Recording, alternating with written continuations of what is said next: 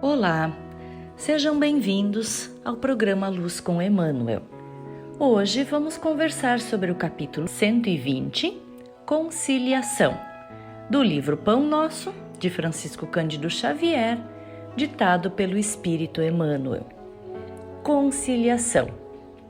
Concilia-te depressa com o teu adversário, enquanto estás no caminho com ele, para que não aconteça que o adversário te entregue ao juiz e o juiz te entregue ao oficial de justiça e te encerrem na prisão.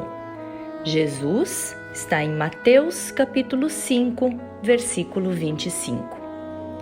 Muitas almas enobrecidas, após receberem a exortação dessa passagem, sofrem intimamente por esbarrarem com a dureza do adversário de ontem, inacessível a qualquer conciliação. A advertência do Mestre, no entanto, é fundamentalmente consoladora para a consciência individual.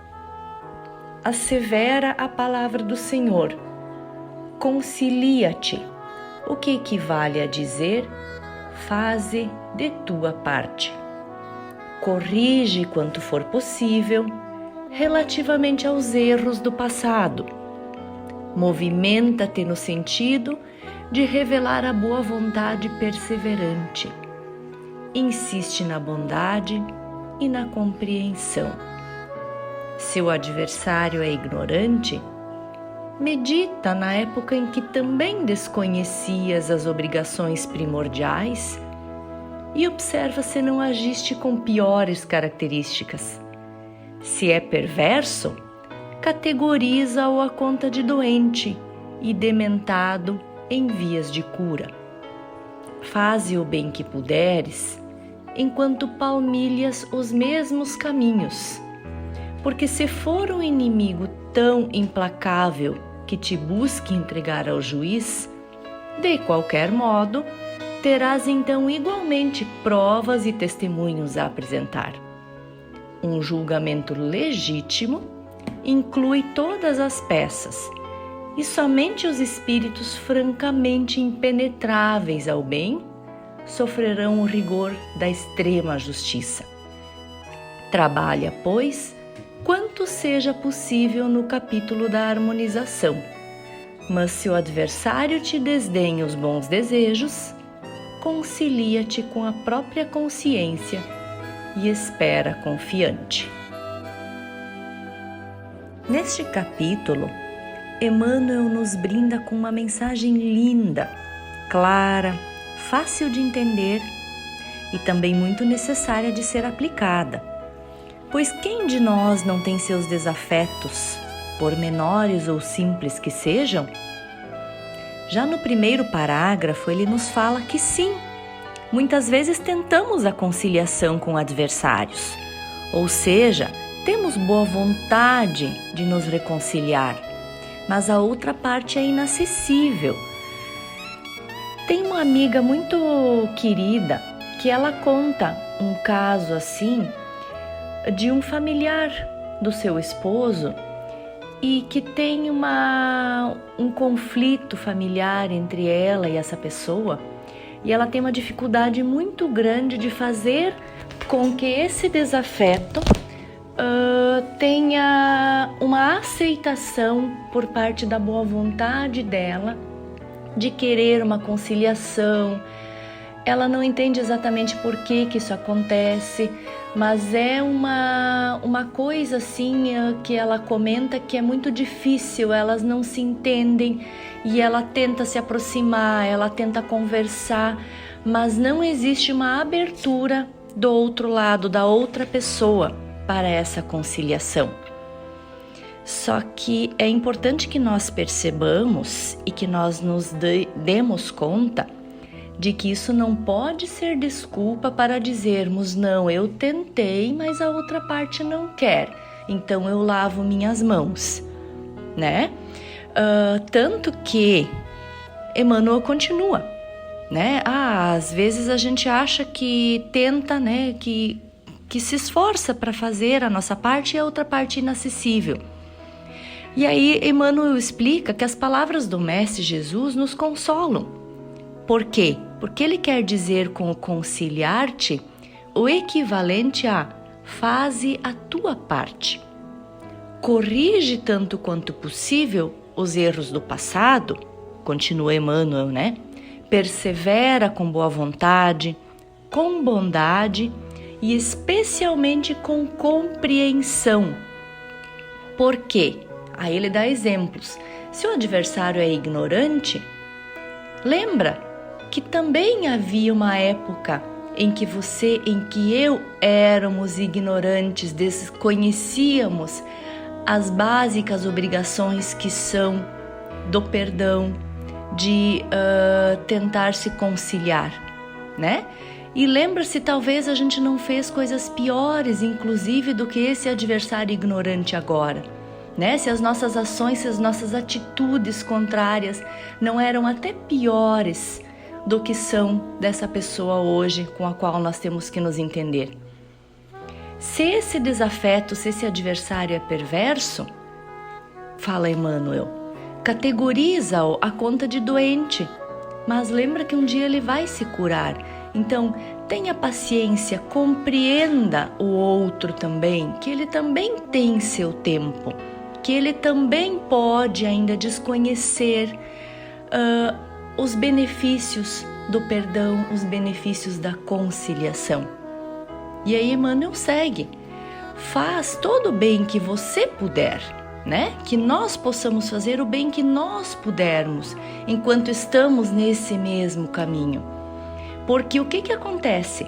Se esse inimigo realmente for tão implacável, que te busca entregar ao juízo, usando as palavras de Emmanuel, né? E de Jesus também, então tu vai ter provas e testemunhos a apresentar de que tu fez um esforço, de que nós, né, não digo tu, digo nós, que nós nos esforçamos, que nós tentamos essa conciliação.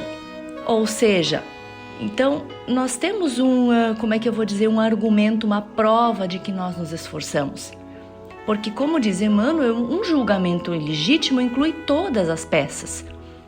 Então, se nós fizemos uma parte, se nós nos esforçamos, nós não vamos sofrer o rigor da extrema justiça, porque nós somos penetráveis ao bem. Nós não somos impenetráveis ao bem. Nós temos a boa vontade de fazer a nossa parte, né? E eu vejo assim como é importante, como é gratificante quando conseguimos perdoar alguém, quando conseguimos nos entender com desafetos nossos. Vamos exemplificar. O setor de trabalho é um lugar onde nós convivemos com muitas pessoas diferentes, muitas vezes de nós. E eu posso dizer, por exemplo, próprio, que no momento que se tem boa vontade de realmente não querer o mal a uma pessoa que você não gosta tanto assim, né? Ou então uma pessoa que você vê que implica contigo, que briga, que é contrária a ti. Sabe aqueles desafetos gratuitos que você não sabe de onde vem, mas que a gente tem um entendimento, que tem uma razão, né? Não se entendem duas pessoas no ambiente de trabalho. No momento que, se uma delas for nós, nos abrirmos ao perdão, à aceitação, e nós dermos o primeiro passo de boa vontade, de uma conciliação, a resposta é imediata e é muito gratificante ver como se dissolve essa animosidade desde que se comece de alguma forma a querer que ela se dissolva. Então eu acho que é impressionante e é muito importante que a gente faça isso.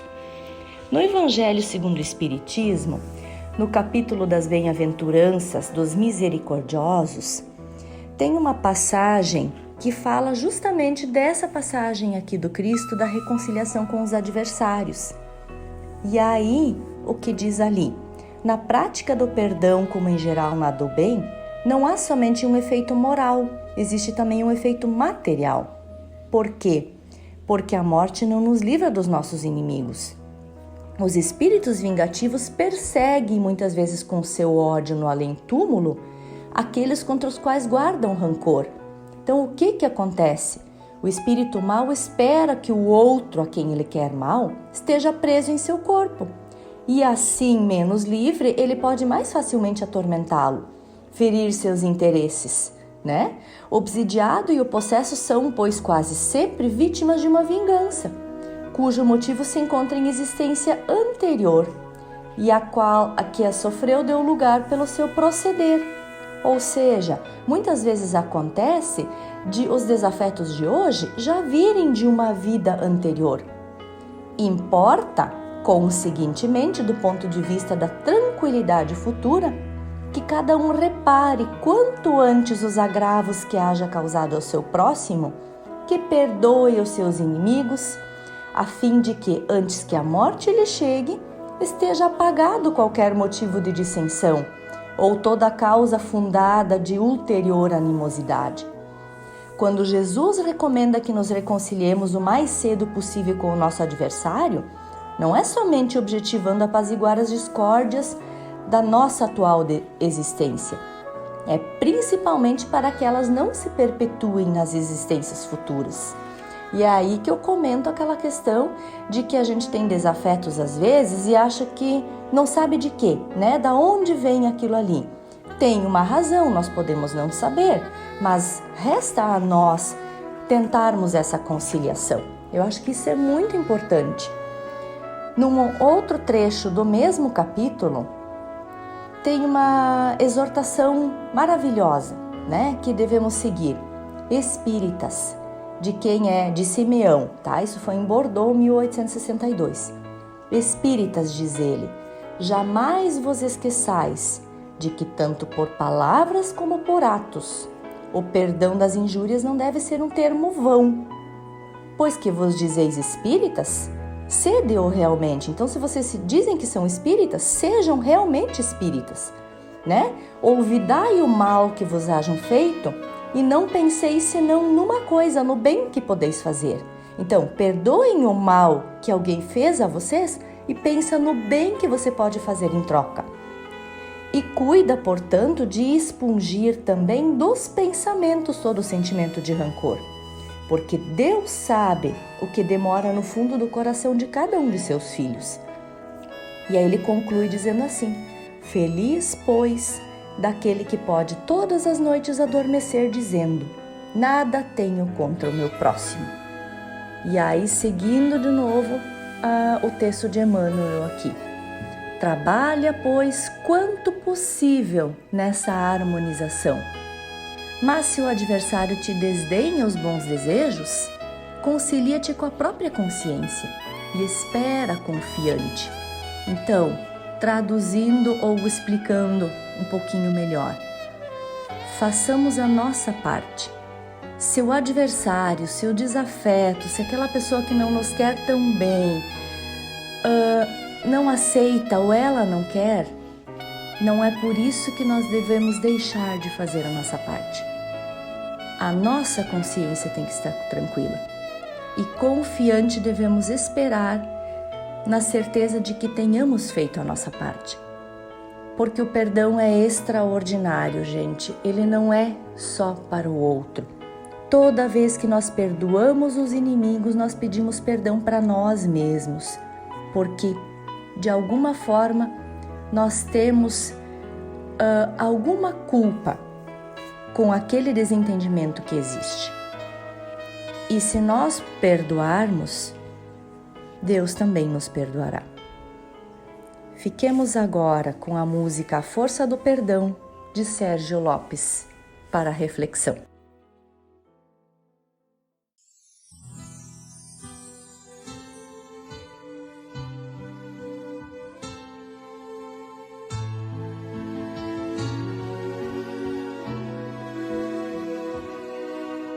Perdoar é muito mais que estender a mão e dizer eu te perdoo, meu irmão.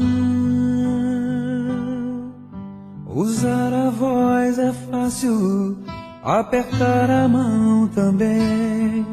O difícil é revelar o coração.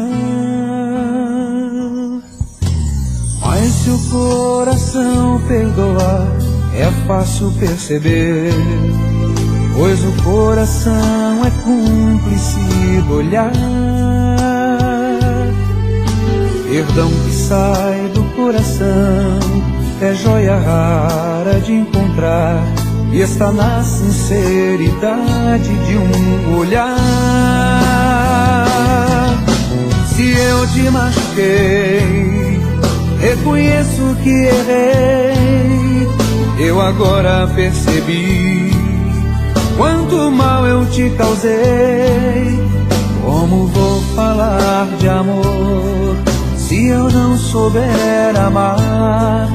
Eu preciso de você para me ensinar. Eu me arrependi e revelei meu coração. Agora é sua vez de me ensinar uma lição. Preciso de você para conhecer a dor, ou conhecer a força do perdão.